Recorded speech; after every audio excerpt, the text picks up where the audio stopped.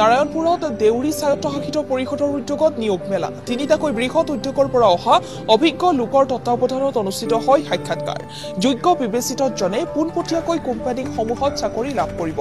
দেউৰী স্বায়ত্তশাসিত পৰিষদৰ মুখ্য কাৰ্যবাহী সদস্য ভৈৰৱ দেউৰীৰ উপস্থিতিত অনুষ্ঠিত হয় এই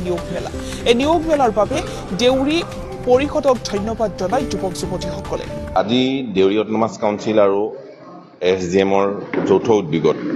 আমি এটা নিয়োগ মেলা আৰম্ভ কৰিছোঁ আমাৰ দেউৰী স্বায়ত্তশাসিত পৰিষদৰ অতিথিশালাত আৰু আমাৰ ছাত্ৰ ছাত্ৰীসকলে যিসকল মেট্ৰিক আৰু হায়াৰ ছেকেণ্ডেৰী পাছ কৰি আছে সেই ছাত্ৰ ছাত্ৰীসকলৰ ভৱিষ্যতৰ কথা চিন্তা কৰি কেনে পৰিষদখনত আমি আলোচনা কৰিলোঁ কৰাৰ পিছত আমি কেইটামান প্ৰতিষ্ঠান ইতিমধ্যে আমাৰ ইয়াত আহিছে আজি নিয়োগ মেলা গতিকেলৈ আমাৰ ছাত্ৰ ছাত্ৰীসকলো ইয়াত উপস্থিত হৈছেহি সকলোৱে তেওঁলোকৰ নিজৰ ইণ্টাৰভিউ আৰম্ভ কৰি আছে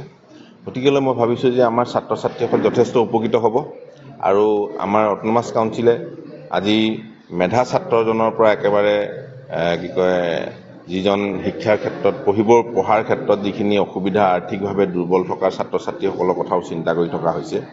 আমি তেনেকৈ পৰিষদখন আমি যেতিয়া আৰম্ভ কৰিছিলোঁ আৰম্ভ কৰাৰ পৰা আমি আমাৰ UPSC APSC কোচিঙৰ কাৰণে আমি ব্যৱস্থা কৰিছিলোঁ যাতে আমাৰ জনগোষ্ঠীৰ ফালৰ পৰা প্ৰশাসনিক দিশত যাতে আমাৰ ছাত্ৰ ছাত্ৰীসকলে উত্তীৰ্ণ হ'ব পৰাকৈ তাৰ পিছত আমি আৰম্ভ কৰিছিলোঁ যে স্কিল ডেভেলপমেণ্টত যাতে আমাৰ ছাত্ৰ ছাত্ৰীসকলে নিজে সংস্থাপন হ'ব পৰাকৈ কিছুমান মানে অনুষ্ঠানত যাতে পঢ়ি তেওঁলোকে সংস্থাপিত হ'ব পাৰে তাৰ কাৰণেও আমি সিদ্ধান্ত ল'লোঁ আজি আমাৰ ছাত্ৰ ছাত্ৰীসকলে বিভিন্ন ডিপাৰ্টমেণ্টত DMLT BMLT DPharm GNM আজি ইতিমধ্যে পঢ়ি আছে হয়তো এইবাৰ আমাৰ DMLTৰ ছাত্ৰ ছাত্ৰীও ইতিমধ্যে পঢ়া শুনা শেষ কৰি ওলাই আহিছে ইয়াৰ পিছত আমি আজি ভাবিলোঁ যে আমাৰ যিসকল হায়াৰ ছেকেণ্ডেৰী আৰু মেট্ৰিক পাছ কৰি আছে ছাত্ৰ ছাত্ৰীসকল ঘৰত বহি আছে এই ছাত্ৰ ছাত্ৰীসকলৰ কাৰণে আজি এই নিয়োগ মেলা আৰম্ভ কৰিছোঁ ইণ্টাৰভিউটো বৰ্তমান মানে তিনিটা বিভাগৰ আছিলে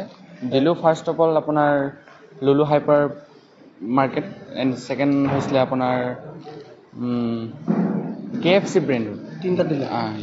অনুভৱটো ভাল লাগিছে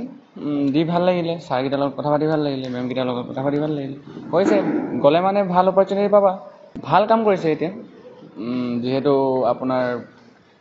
12-10 পাছ আউটবিলাকৰ এতিয়া যোনবিলাকে একো জব অফাৰ নাই পোৱা তো সেইবিলাকৰ কাৰণে ভাল হৈছে দেউৰী সাহিত্য পৰিষদে আমাক বহুত সুবিধা দিছে যাৰ বাবে আজি আমি ইয়াত আহি কেনে ইণ্টাৰভিউ দিছোঁ আৰু অলপ পিছত চাগে ইণ্টাৰভিউ দি আমি প্লেচমেণ্টো পাম তাৰ কাৰণে বহুত বহুত ধন্যবাদ দিছোঁ দেউৰী সাহিত্য পৰিষদক আৰু এনেকৈ কাম কৰিবৰ কাৰণে মানে ভাল হৈছে আৰু